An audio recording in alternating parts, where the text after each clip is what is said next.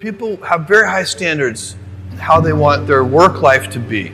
And I said, look, if you can get your work life to be where you enjoy half of it, that is amazing. Because very few people ever achieve that. Because the truth is, everything comes with overhead. That's reality. Everything comes with pieces that you don't like. You could be a Supreme Court justice and there's still going to be pieces of your job you don't like. Every job comes with pieces you don't like. And we need to say, that's part of it. You have to figure out how to set up your life in such a way that you can minimize the things. And I find people don't dislike hard work. What people dislike is being out of control. Like they can't control their life. They can't control their environment. This happens to me when I get overscheduled. I hate being overscheduled. I want some time to be able to think and free myself. We all have the same amount of time in the world. Nobody has more time than anybody else. And when you become a very successful person, one of the things, you start to get overscheduled. So a young person starting their career, I think there are probably a lot of things. Some of them are very well known and people have heard them many times. They're still true. One of those that you should always focus on, a young person should find something that they're passionate about to do. And that's not going to surprise anyone. It's a clear thing to do. It's very hard. If you don't love your work, you're never going to be great at it. The other thing I would suggest to any young person, even before they start their career, is to really think about their choices. Because I find young people, and when I was young, I made this mistake too. You can get very fixed on your gifts. So everybody has gifts. You know, you have gifts and you have things that you didn't get gifted. Maybe you're extremely beautiful. Maybe you're extremely good at mathematics. There are a lot of things that you can be given. But those things can confuse you because they're not the things that construct your life. It's your choices that construct your life, not your gifts. You can celebrate your gifts. Be proud of them. Be happy of them. Actually, don't be proud of them. Be celebratory of them. But you can't be proud because they're gifts. They were given to you. You didn't earn them. You can only be proud of the things you earn.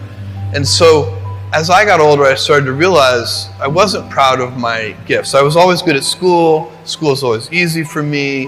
And I was always proud that I was a great student. I got A's in all my classes. I was good at math, all of that. And I thought that's who I was. But it's not true. Those are the things that are gifts. What was hard for me is deciding to work hard, deciding to use my gifts in certain ways, to challenge myself, to do things that I didn't think I could do, to put myself in uncomfortable situations. We all I would say to a young person, you can choose a life of ease and comfort, or you can choose a life of service and adventure. Which one of those, when you're 90 years old, are you going to be more proud of? My advice would be the same for any kind of entrepreneur, and that is make sure that you are focused on something you're passionate about. So if you look at the early internet companies, they were started and focused on doing something that they thought was very interesting long before the internet was fashionable in any way. We are currently an underdog once again. We've been in business for 6 years, and there was exactly 1 year where we were not the underdog, and that was 1999. I like the underdog years because it makes, I liked it when all the people we hired, their parents told them they were crazy. Like that was kind of the good era. Fortunately, it's back. In 1999, all the parents were like, giving their brothers and sisters high fives. My son is working at Amazon.com.